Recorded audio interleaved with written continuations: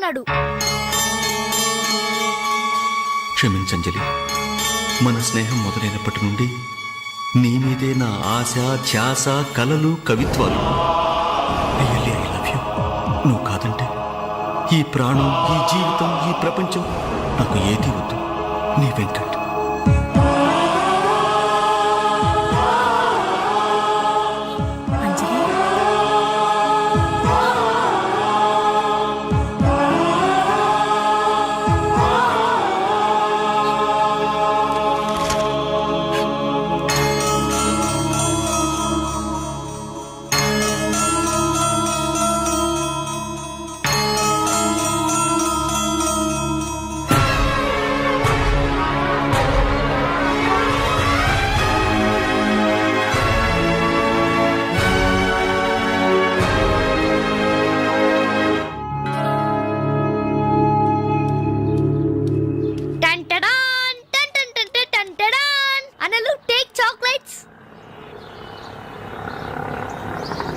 ఈ రోజు నా బర్త్డే అనలు.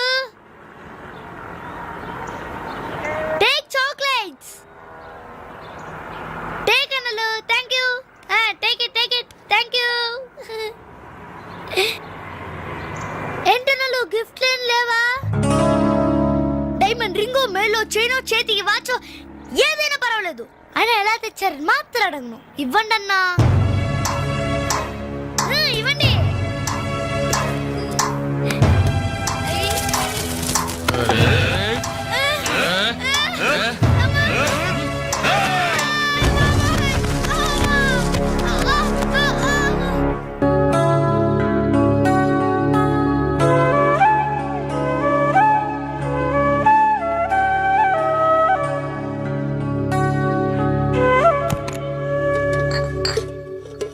రవి, నీకేదో ఉత్తరం వచ్చిందిరా, టేబుల్ మీద పెట్టాను.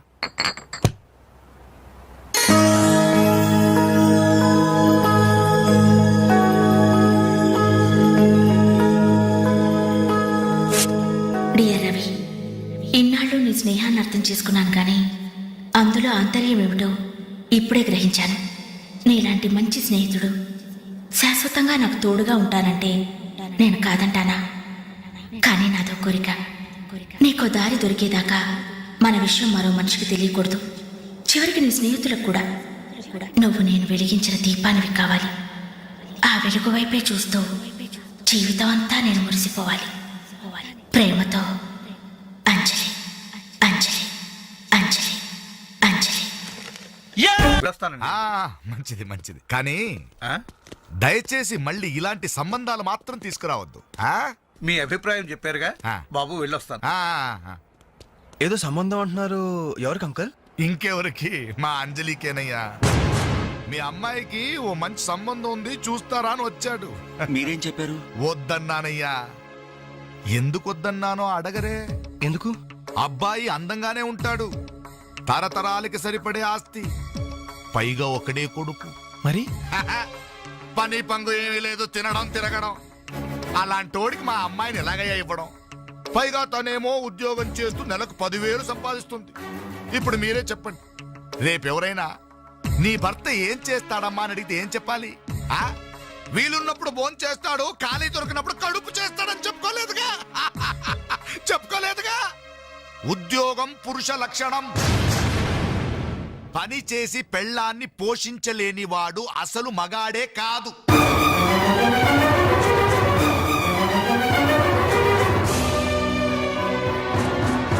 కష్టపడి పని చేసేవాడు పూలైనా సరే మా అమ్మాయిని ఇస్తాను. అసలు నేనేంటి, పని లేనివాడు కోటీశ్వరుడైనా సరే మా అమ్మాయే చేసుకోదు.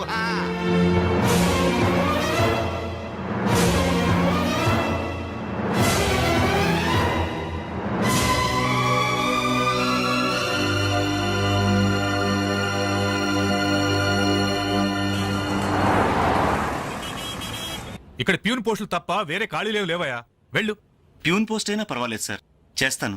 ప్యూన్ పోస్ట్ అంటే అన్ని పనులు చేయాల్సి ఉంటుంది. దీనికి టైమింగ్స్ అంటూ ఏమీ ఉండవు. వర్క్ చాలా హెవీగా ఉంటుంది. చేస్తావా? చేస్తాను సార్. సరే, మావిడ వస్తుంది, ఆవిడే ఇక్కడ బాస్. ఆవిడతో ఒక మాట చెప్పి, అదిగో మాటల్లోనే వచ్చేసింది. చిన్నదిరా ఎర్ర ఎర్రని బుగ్గలురా టమకు టమాటం నున్న నున్నని జబ్బలురా టమకు టమాటం. డిగ్రీ పూర్తయి ఎన్నాళ్ళైంది? 5 years అయింది సార్. ఎక్స్పీరియన్స్ ఉందా? లేదు సార్. అంటే ఇంతకుముందు ఎక్కడ వర్క్ చేయలేదా? చేయలేదు సార్. సో ఈ 5 సంవత్సరాలు లైఫ్ బాగా ఎంజాయ్ చేసావన్నమాట. Exactly sir. మిస్టర్ వాసు, ఓసారి ఇలా రామ్మా. సార్ గోడౌన్స్ లో స్టాక్ అంతా చెక్ చేసావా? చెక్ చేశాను సార్. స్టాక్ అకౌంట్స్ మొత్తం క్లియర్ గా ఉన్నాయి. ఒక కన్సైన్మెంట్ ఇప్పుడే క్లియర్ అయింది. Very good. అన్నట్టు మొన్న నువ్వు రాసింది 5th సెమిస్టర్ కదూ? Final semester sir. పాస్ అవుతావా? డిస్టింక్షన్ ఎక్స్పెక్ట్ చేస్తున్నాను sir. Wish you all the best. Thank you sir. వెళ్ళి పని చూసుకో. Mister Ravi sir. అతను ఎవరో తెలుసా? కంప్యూటర్ ఇంజనీరింగ్ చేస్తున్నాడు. వాళ్ళ ఫాదర్ ఎయిర్పోర్ట్ లో మేనేజర్. ఆయన జీతం ఎంతో తెలుసా? నెలకు 30,000. ఈ రోజు అతను ఇక్కడ పనిచేయాల్సిన అవసరం లేదు, కానీ తన సంపాదనతో చదువుకోవాలని ఇక్కడ పార్ట్ టైం జాబ్ చేస్తున్నాడు. మరి నువ్వు ఒక మామూలు మెకానిక్ కొడుకున్నట్టున్నావు. పైగా 5 సంవత్సరాలు ఖాళీగా ఉన్నావు. 5 రోజులు పాలు పిండకపోతే పాడి గీత కూడా పాలివ్వదు. నాకు కావలసింది వట్టిపోయిన గేదెలు కాదు, నడుం వంచి పనిచేసే మనిషి. You can go.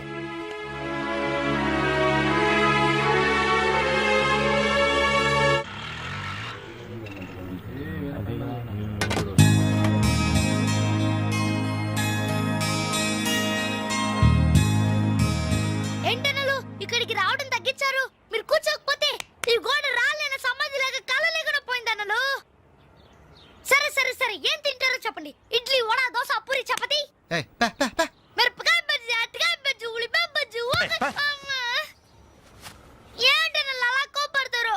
కనీసం ఒక టీ అయినా తాగనన్నలు. Last tea. లాస్ట్ ఇయర్ ఎవరుకురా? నీకా మాకా? చంపేస్తా. కాదన్నా, ఈ హోటల్ కి మన నాయర్ ఈ హోటల్ అమ్మేసి వాళ్ళు ఊరు వెళ్ళిపోతారంట. అయినా హోటల్ అమ్ముకునే కష్టం వాడికి వచ్చిందిరా. కష్టం వచ్చిందని కాదన్నా, ఈ హోటల్ మీద వచ్చిన డబ్బుతో కేరళలో ఇప్పటికే 4 ఎకరాలు కొబ్బరి తోట కొన్నా అంట. అక్కడే ఇల్లు కట్టుకుని సెటిల్ అయిపోతాడంట.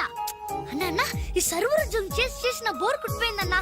ఈ హోటల్ కొనేసుకుని వాండర్ గా ప్రమోట్ అయిపోతాను. ఓ 25,000 ఇవ్వన్నా. బ్లోఅవుట్ లాంటి ఐడియా వచ్చిందిరా. ఏంట్రా అది? ఈ హోటల్ మనమే కొంటే ఐడియా బాగుందిరా. కుకింగ్ సెక్షన్ అంతా రాది.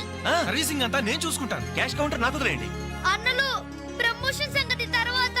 మీ వాళ్ళకం చూస్తుంటే నాకున్న సర్వర్ ఉద్యోగం కూడా ఉండనిచ్చేటట్లేరా. రాయ్. రే, ఎలా ఉంది ఐడియా? ఐడియా బానే ఉంది, కానీ పైసా కాసాయగా. యహాసే. అవును, మీరు సిన్సియర్ గా కష్టపడతామంటే నేను ఎంకరేజ్ చేయలేనా ఏంటి? పైగా మీరు హోటల్ పెడితే మా ఇంట్లో గ్యాస్ ఖర్చు కూడా తగ్గినట్టే. మనకెందుకు ఈ చింత? ఆంధ్ర బ్యాంక్ ఉంది మన చింత. రేయ్ నోర్మ ఏంట్రా, మన కోసం తనకి ఎందులో ట్రబుల్? ఇందులో ట్రబుల్ ఏముంది? నేనేం ఫ్రీగా ఇస్తానలేదే. ఫైనాన్స్ చేస్తా. నెలకి 100కి 3 రూపాయలు వడ్డీ. అయితే ఇంకెందుకు లేటు? అర్జెంట్ గా 5,000 ఇచ్చేయండి. రేపే మొదటి దోశతో హోటల్ ప్రారంభం. ఒక దోశ. క్లాస్ పార్టీ వచ్చింది, టేబుల్ క్లీన్ చేయరా. ఓకే, రండి సార్, కూర్చోండి. ఏం తింటారు సార్? కాజోల బజ్జీ, బోనికపూర్ బోండా, ఉషా ఉత్తప్పం, ఉదితనారాయణ ఉప్మా. ఏం కావాలి సార్ మీకు? ఈ హోటల్ కావాలి. కస్టమర్స్ మీరు కూడా కామెడీ చేస్తే మా బిజినెస్ అవుతుంది సార్. క్లోజ్ అవుతుంది సార్. ఇంతకీ ఈ హోటల్ లాయర్ గారు ఎక్కడ? ఆయన మాకు ఈ హోటల్ అమ్మేసి ఎప్పుడో కేరళకి వెళ్ళిపోయాడు సార్. అమ్మడానికి వాడేవాడు, కొనడానికి మీరెవరయ్యా? మర్యాదగా హోటల్ వదిలేసి బయటికి వెళ్ళండి. ఏంటండి, ఏం జరిగింది? ఈ హోటల్ పెట్టడానికి నాయర్ మా బ్యాంకులో అప్పు తీసుకున్నాడు. 6 నెలల నుంచి ఇన్స్టాల్మెంట్స్ కూడా కట్టలేదు. ఈ హోటల్ అమ్మేసి వెళ్ళిపోయాడని మాకు ఇన్ఫర్మేషన్ కూడా వచ్చింది. సార్, మీరు చెప్పేది నిజమా సార్? ఇంకా అనుమానం అయితే ఆ బోర్డు చూడండి. Hypothecated to Andhra bank. Sir, ఆ నాయర్ గారు ప్లేట్లు, గ్లాసులు, స్పూన్లు, బకెట్లు, బిందులు, బెంచులు, కుర్చీలు, ఫెనాయిలు, ఆఖరికి కప్ మీద ఉన్న ఈగలతో సార్ రేటు కట్టి మాకు అట్ట కట్టాడు సార్. పోతూ పోతూ ఆ బోర్డు ఫ్రీగా ఇచ్చాడు. గిఫ్ట్ ఏమో అనుకున్నాం. ఆ బోర్డే మా బోర్డు తిప్పేద్దని మీకు అల్లో కూడా ఊహించలేదేరా. అయినా పూర్తిగా ఎంక్వైరీ చేయకుండా ఈ హోటల్ కొనమని ఎవడయ్యా మీకు సలహా ఇచ్చింది?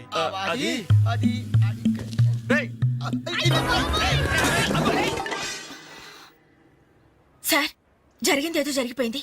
ఆ లోన్ వీళ్ళ పేరు మీద ట్రాన్స్ఫర్ చేయించండి. ఆ ఇన్స్టాల్మెంట్స్ ఏవో వీళ్ళే కడతారు. వీళ్ళని నమ్మేదెవరు? రేపు వీళ్ళు ఈ హోటల్ ఇంకెవరికో అమ్మేసి వెళ్తే? చాచా, వీళ్ళు అలాంటి వాళ్ళు కాదు సార్. డిగ్రీ చదువుకున్నా డిగ్నిటీ చంపుకుని హోటల్ పెట్టారు. వీళ్ళని మీరే ఎంకరేజ్ చేయాలి. చాలేవమ్మా. వీళ్ళని ఎంకరేజ్ చేస్తే మా బ్యాంకునే కాదు, ఈ దేశాన్నే దివాలా తీస్తారు. Constables, seize the hotel. Hello.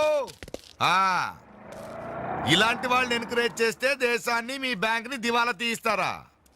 మరి మీరు ఎలాంటి వాళ్ళని ఎంకరేజ్ చేస్తారండి? యూరో లాటరీ తగిలిందని ఇంటర్వ్యూ ఇవ్వగానే మీ బ్యాంక్ వాళ్ళందరూ ఎగబడి కోట్లకు కోట్లు దుబ్బ పెట్టారుగా కోలా కృష్ణమోహన్కి. అలాంటి వాళ్ళని ఎంకరేజ్ చేస్తారా? మీతో కోలాట ఆడుకుంటారు. స్టాక్ మార్కెట్ ని తలకిందు చేసిన హర్షద్ మేహతా లాంటి వాళ్ళని ఎంకరేజ్ చేస్తారా? వేల కుటుంబాల్ని రోడ్ల మీదకి తెస్తాడు.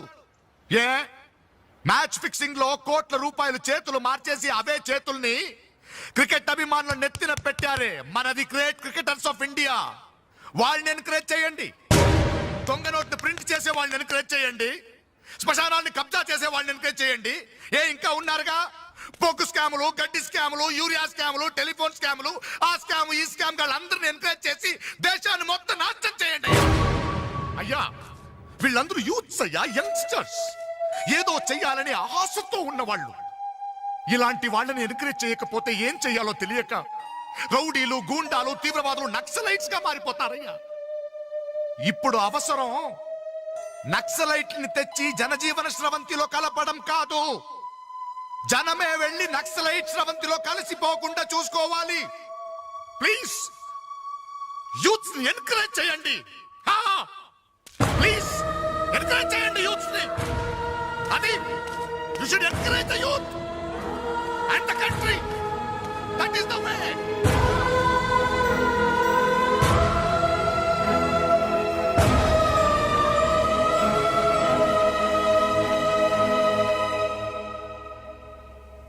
ఏంటన్నా ఇది?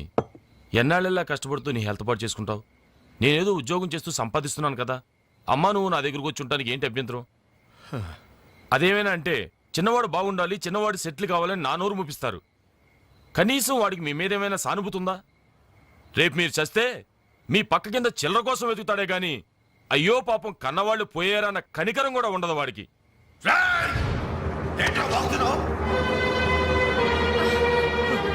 నీ పౌరుషం నా మీద కాదురా, నీ బ్రతుకు మీద చూపించు. అమ్మా బాబు రోజు 10 రూపాయలు జేబులో పెట్టి పంపితే గాని మనిషిలా బ్రతకలేవు. నువ్వు నా మీద తిరగబడతావా? వాళ్ళని నువ్వు పోషించక్కర్లేదురా, నిన్ను నువ్వు పోషించుకో చాలు. అప్పుడు నీ చేత్తో కాదు చెప్పుతో కొట్టు పడతాను.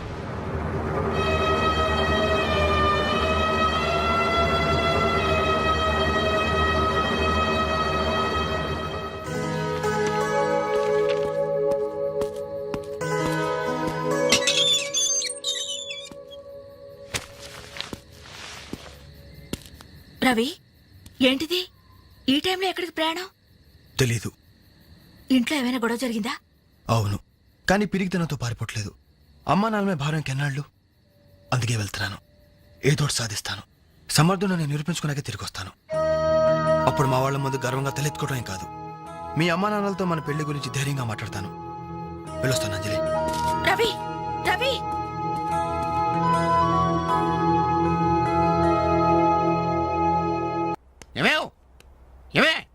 ఎక్కడున్నావు? అబ్బాబా ఏంటండి కంగారు? కంగారు కాదే, ఆ నర్సింగాడు కొడుకు రవిలేడు ఇల్లు వదిలిపెట్టి పారిపోయాడంట. మన వాడి కోసం నేను సందులు గొంతులు అన్ని వెతికొచ్చాను, ఎక్కడా కనపడలేదు. కొంపతీసి వీడు కూడా అంతే కదా. నాతో రండి. ఎన్ని మిషన్లు వచ్చినా, ఎన్ని గ్రైండర్లు వచ్చినా చేతితో కలిపితేనండి ఆవకే టేస్ట్. ఏమంటారు సెట్ గారు? అమ్మా అప్పడానికి ఆ మందం సరిపోదు, కొంచెం పిండేసుకో. ఏంటి వాసన లేదు? మిరియాల పొడి కొంచెం తగిలించమ్మా అంతే. అరే బాలు, ఏంట్రా ఇదంతా?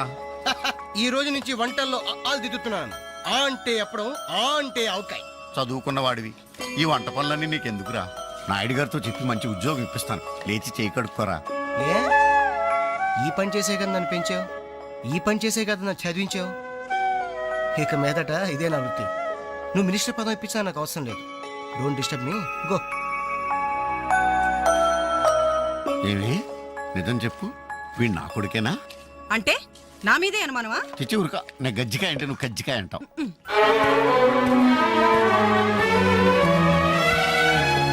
అంజలి, అంజలి, హాయ్ వెంకట్.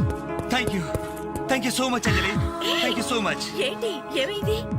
నాకు తెలియకుండా నా కవితను వీక్లీకి పంపించావు. సంక్రాంతి కవితల పోటీల్లో నాకు ఫస్ట్ ప్రైజ్ వచ్చింది.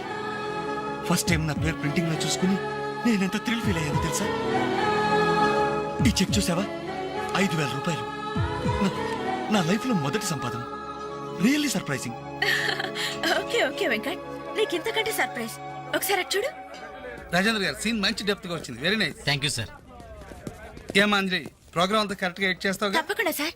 సార్ ఇతను వెంకట్ అని. నమస్తే సార్. అదే ఇందాక వీక్లీలో ఇతను కవితను చూసి మెచ్చుకున్నారు. Oh that man really fantastic. Thank you sir. చాలా బాగుందయ్యా. నేను చెప్పానే ఇతని నీ నెక్స్ట్ ఈబోయ్ సబ్జెక్ట్ లో నీ పాట సరిగ్గా సరిపోతుంది. నీకు అభ్యంతరం లేకపోతే ఆ పిక్చర్ లో పెట్టుకున్నా. సార్ అభ్యంతరమా? నాకా? ఇది నా అదృష్టం సార్. మీ చేతుల మీదుగా పరిచయమైన వాళ్ళు ఎంతమంది వాళ్ళు టాప్ పొజిషన్ లో ఉన్నారు సార్. అదేం లేదా, ఎవరి ఎఫర్ట్ ఆడది. నెక్స్ట్ మంత్ మద్రాస్ లో నీ పాట రికార్డింగ్, నువ్వు తప్పకుండా రావాలి. అలాగే సార్. నేను వెళ్ళి కబుర్ చేస్తాను. Best of luck. Thank you, sir. వస్తా Anjali. Okay sir. All the best. మీ దృష్టిలో పడ్డాడంటే అదృష్టవంతుడే. పనికి మాలిన పదాలు వాగే నేను 10 మంది మెచ్చుకునే కవిత్వం రాశానంటే ఆ క్రెడిట్ నీది. ఈ చెక్ నువ్వు సంపాదించి పెట్టింది. అందుకే నీకు గిఫ్ట్ గా ఇస్తున్నాను. తీసుకో. నా అదే తప్పు. నీ మొదటి సంపాదన అందాల్సింది నాకు కాదు.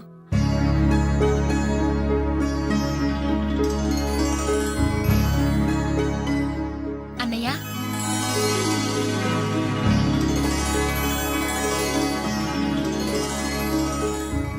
మ్యాగజైన్ లో నీ కవిత చూశాను. చాలా బాగుంది. కంగ్రాట్స్.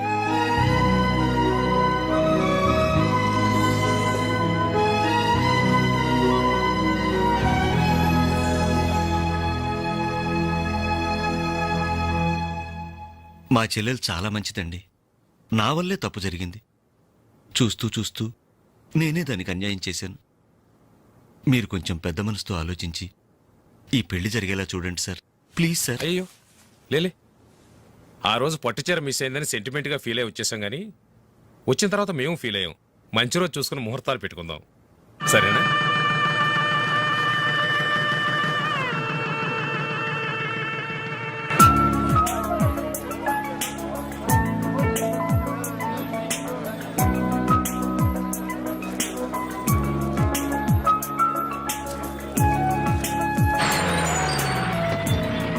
దిగండి దిగండి బాయ్స్, తొందరగా బండిలో ఉన్న మొత్తం తీసుకెళ్ళి లోపల జాగ్రత్త పెట్టండి. ఒక్కడు కూడా కింద పడడానికి లేదు. క్యా దేఖతే జిందగీ మే జల్దీ ఫాస్ట్ అయినా. హాయ్ బాలు, ఈ పెళ్లికి నువ్వే క్యాటరింగ్ చేస్తున్నావా? ఇది ఒకటే కాదు, ఈ సిటీలో ఎక్కడా సరే ఒక షష్టి పూర్తి, ఒక మ్యారేజ్ డే, ఒక బర్త్డే, ఒక డెత్ డే, ఒక డెలివరీ డే, అన్నిటికీ మనమే కంగ్రాచులేషన్స్. Thank you. నీ ఆర్ట్కి తగ్గ బిజినెస్.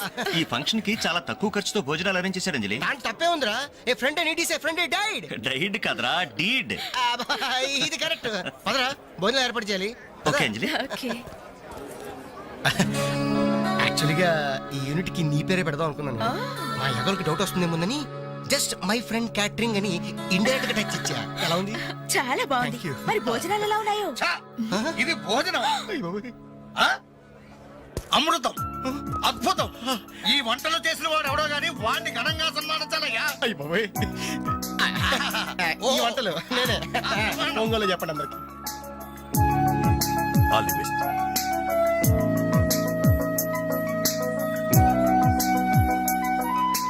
సార్ వెంకటేశ్వరరావు, భోజనం చాలా బాగుందయ్యా. దీనికి తోడు ఏదైనా ప్రోగ్రామ్ గాని ఉంటే ఆ సందడే వేరు. ప్రోగ్రామ్ అంటే ఏ మ్యూజిక్ ప్రోగ్రామో మ్యాజిక్ ప్రోగ్రామో ఏదో ఒకటి కాలక్షేపం. ప్రోగ్రామ్ లేకపోతే వాళ్ళ ముఖాలు మేము, మా ముఖాలు వాళ్ళు చూసుకుంటూ ఎంతసేపు కూర్చుంటామయ్యా.